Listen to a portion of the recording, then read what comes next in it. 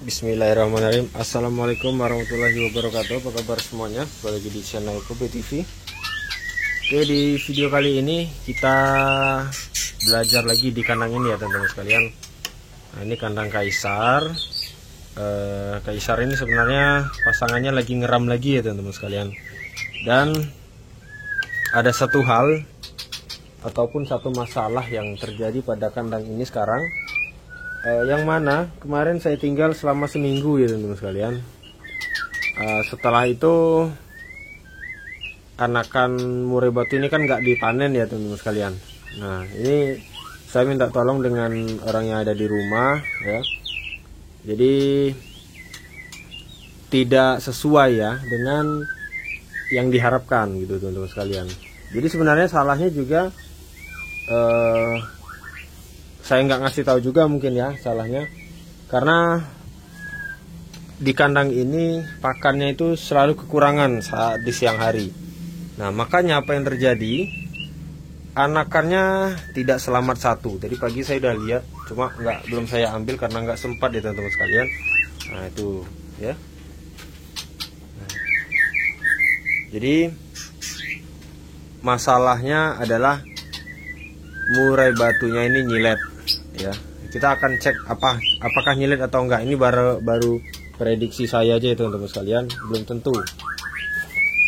Udah bau ya teman-teman sekalian. Ini juga udah agak lemes sebenarnya, karena dia udah kekurangan makanan. Wah, ini jangan-jangan udah nggak bisa lagi dicek nyilet atau enggaknya. Oh iya, ini kelihatan ya di dadanya ini runcing ya. Itulah perbedaannya burung mati nyilet sama mati sakit ya teman-teman sekalian. Ini nyangkut lah. Ini dia. Terus sini dulu. Kita kuburkan aja. Nah, jadi teman-teman sekalian, makanya penting sekali sebenarnya di murai batu ini kita tuh sangat penting untuk mempelajari tentang murai batu nyilet. Baik itu bagaimana ciri-cirinya, kemudian penanganannya, masalahnya apa gitu ya. Nah, itu perlu dipahami ya teman-teman sekalian. Nah, jadi murai batu yang nyilet di dalam kandang ini dikarenakan faktor pakan yang tidak tercukupi. Ya, dalam artian seharusnya pakannya itu masih sampai malam ya, ataupun sore hari lah minimalnya. Nah, ini di siang hari udah habis ya. Kemarin tuh saya sempat bilang kalau coba dicek siangnya ditambahin gitu kan. Nah, mungkin udah ditambahin juga sedikit, dan pengaruh dari faktor trotolan ini makannya mungkin banyak konsumsinya ya, beda dengan murai batu lain. Karena saya samakan juga kemarin saya tes, itu ternyata juga siangnya udah habis, barusan juga udah habis. Ini udah jam 3:30-4 sore udah habis. Ini baru saya isi nih teman-teman sekalian, saya isi dikit ya. Nah, jadi makanya pakan ini sangat penting untuk dikontrol ya teman-teman sekalian, supaya kita itu bisa tahu dan bisa menjaga kondisi tubuh ataupun kondisi kesehatan si trotolan maupun indukan juga ya teman-teman sekalian. Nah, cuman yang saya takutkan jangan-jangan ini udah menetas adiknya, makanya konsumsinya itu berlebih ya. Kita lihat di mana ya dia. Nah, bentar. Ini bukan. Oh ya, ini teman-teman sekalian, ternyata adiknya udah netas. Nah, ini kita cek lagi telur yang lain apakah ada tanda-tanda menetas. Wah, ini nggak netas teman-teman sekalian, nggak netas ini ya. Nih kuning, mungkin kelihatan di kamera ya. Kita buang aja di sini biar indukannya nggak ngeram lagi. Kemudian nah, ini anakannya udah besar ya, tuh kan. Nah, ini tampil dulu. Kayaknya juga nggak netas ini, ringan soalnya. Nih.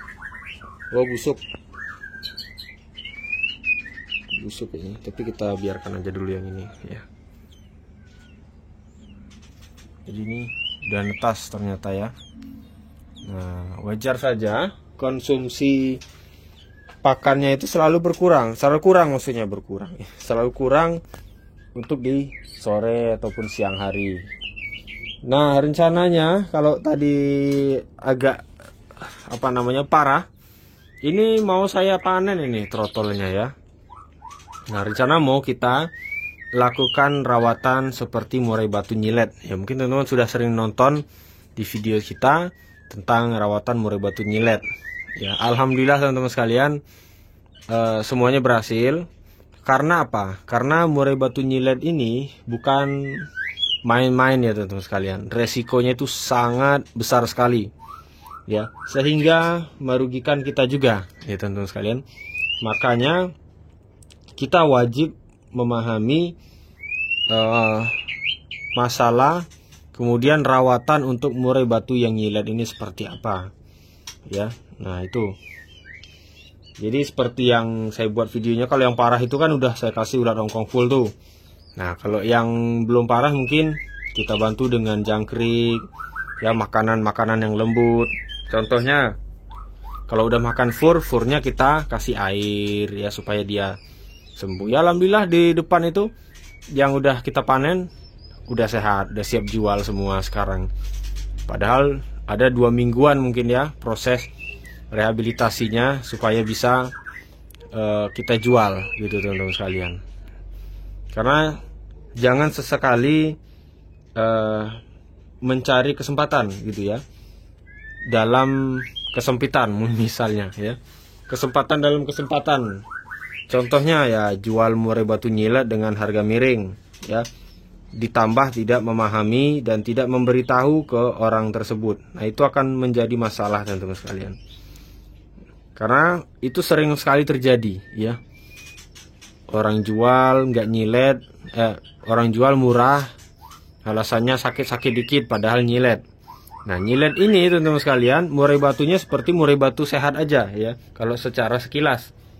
Tapi secara detail, secara kita memahami ciri-cirinya, itu bakal ketahuan teman-teman sekalian. Makanya saya juga jual burung itu, si pembeli itu harus tahu bagaimana kondisi nyilet, bagaimana kondisi siap jual atau tidak. Kemudian bagaimana kondisi burung yang saya jual itu, saya suruh cek ini burungnya, cara ngecek nyilet atau enggaknya ini, cara ngecek dia sakit atau enggak ini. Nah, itu teman-teman sekalian. Karena banyak ya dari kotoran bisa kita pegang juga. Makanya kalau saya jual burung itu ya biar kalau dia mau megang, pegang aja, tangkap aja ya, bebas. Kalau orang mungkin, wah jangan ditangkap nanti stres. Salah teman-teman sekalian ya. Justru burung yang tidak pernah ditangkap malah membuat ya, burung tersebut semakin gampang stres. Ya, kenapa seperti itu? Karena dia nggak terbiasa. Ada satu kalanya kita harus memegang, tetapi ternyata malah membuat dia stres karena dia tidak terbiasa. Tapi kalau kita sudah membiasakan dipegang, tangkap lepas, itu insya Allah burungnya bakal tahan banting lah teman-teman sekalian. Nah, itu enaknya seperti itu. Oke, jadi itulah teman-teman sekalian ya.